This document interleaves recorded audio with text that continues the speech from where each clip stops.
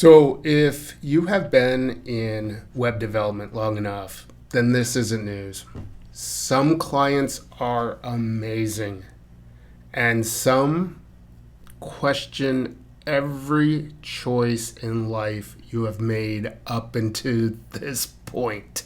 The trick isn't just surviving nightmare clients, it's spotting them before you sign the contract. Now, with that said, I have had my share of signed contract nightmare clients. I have walked into deals that I knew were bad to begin with. And honestly, I've walked into some deals feeling really good about stuff that turn out to be nightmares. So after 25 years of working in agencies, studios, doing some freelancing, and running my own small business, here are about 5 red flags that scream to me, run away. So the first type of nightmare client really is the bargain hunter, the cheap client. We all know these guys, and we probably all have them. They just don't want to pay very much for your services. Now this is the most problematic type of client for me, really. And it's not that people are looking to save a buck. I get that. I mean, stuff is expensive now, and this is a competitive market, and when I say competitive, I mean garbage competitive. You can get a web developer online to do the same thing for $5 an hour as you can get one to do for, say, $150 an hour, right? So it's an unregulated marketplace, and then on top of that, you have these bargain hunters who want the work of the $150 an hour developer, but they want the price closer down to the $5 an hour guy. Now, obviously, we've got to meet somewhere in there. But the thing is that this is the one that really gets my blood boiling, because when someone is actually fighting with you over the price, it means they don't value what you do. They're trying to lower it. There's cheapskates who just want to get the best deal they can, but also it's insulting. And the classic signs are, well, we don't have much budget now, but if you can work today for this rate, we should have a lot more work in the future. I've got to ask myself, do I want a lot more low value work? No, I don't. That's not a good promise. Not only that, but let's be honest, the work rarely comes. And so the truth is that clients that don't value your work today won't value it tomorrow. I think the only way here to get out of these scenarios is to stick by your rates. Hold strong. Know that for every cheap client, there's a handful of clients out there who will respect and value what you have to offer. Now, it's scary as a small business owner or a freelancer to give up money, to turn away a job. But if that red flag is there, they're going to take up your time, keeping you from finding those better clients while paying you much lower rates than you deserve. Okay, now let's talk about the next red flag client, and that is the blame game client. You ever get that call from a potential client and they basically just want to tell you how terrible their last developer was? They didn't get it. They charged me too much. They took too long. Nothing was ever done right. And you know what? There are some really crap developers out there. And I believe there are some clients who have gotten absolutely burned. Hell, I've seen the work. I've cleaned up after some of these guys. So I know it's real, but at the same time, you gotta question, wait a second. It takes 2 here. Were you the problematic client? Or was your developer really not that good? When you say they didn't get it, were you scattered and all over the place and unable to provide them a direction?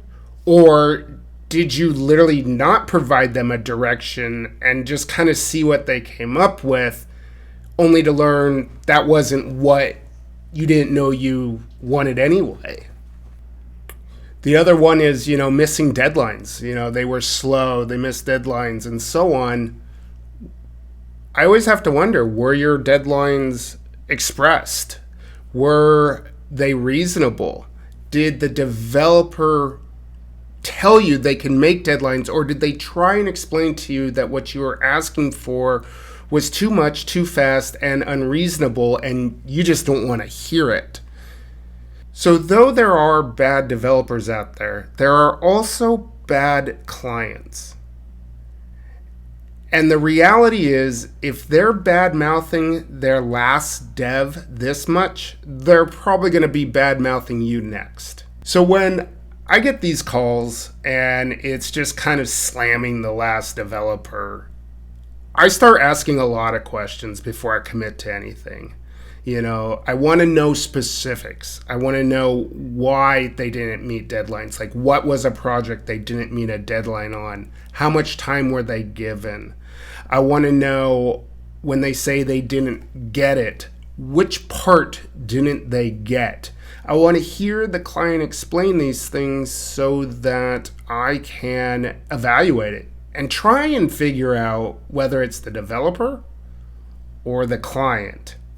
It's a tough one. And again, you're facing a scenario where you might be turning down money, and that's a really hard position to be in. But again, avoiding these problematic clients will save you so much in the long run.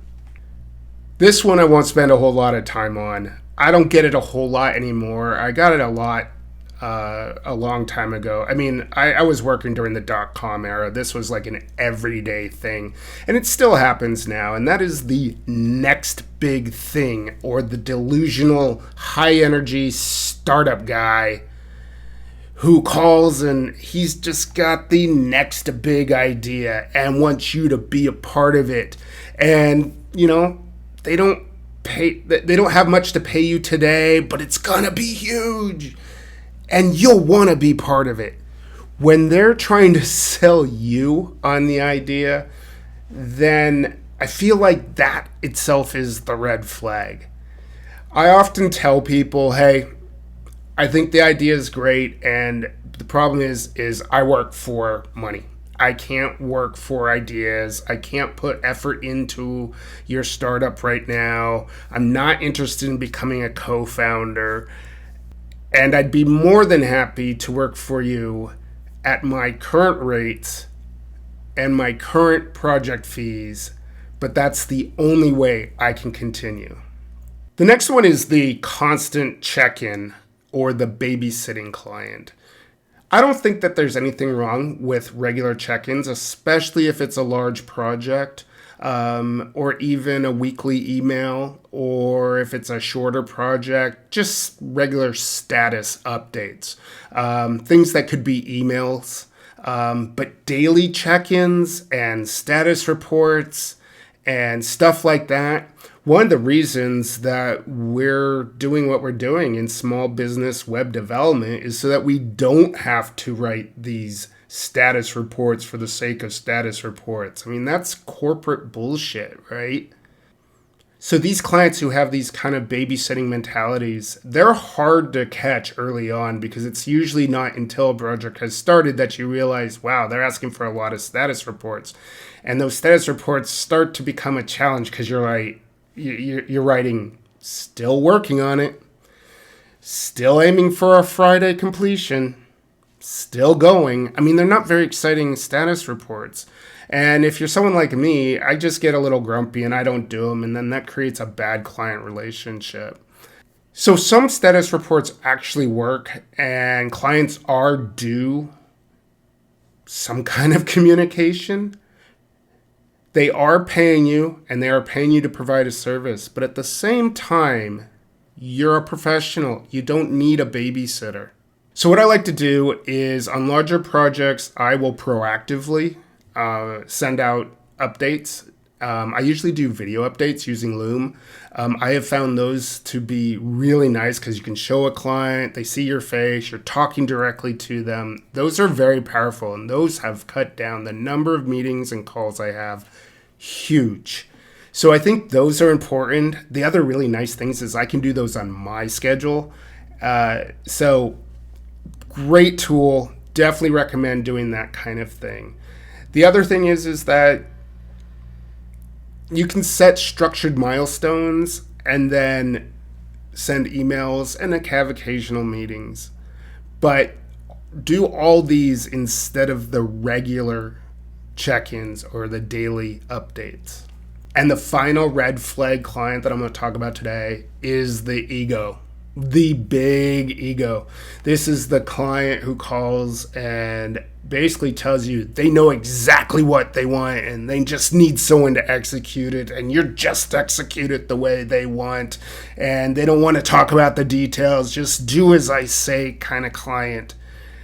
And they don't want your expertise. They want a pixel pushing robot.